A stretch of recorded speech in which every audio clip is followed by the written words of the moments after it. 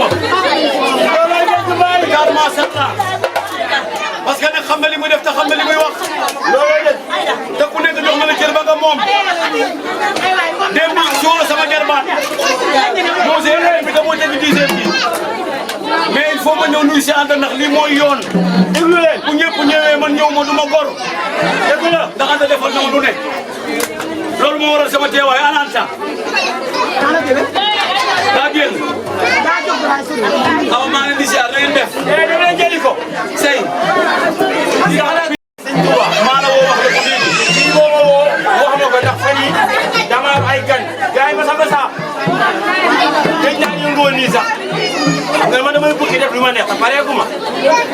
di nga filmé loolu mais Baye Modou bii moo ma woo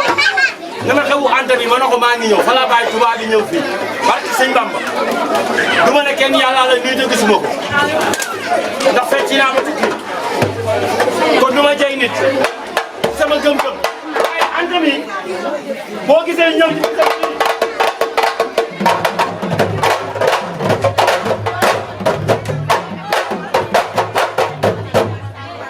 ñun ñii c'est la famille waaw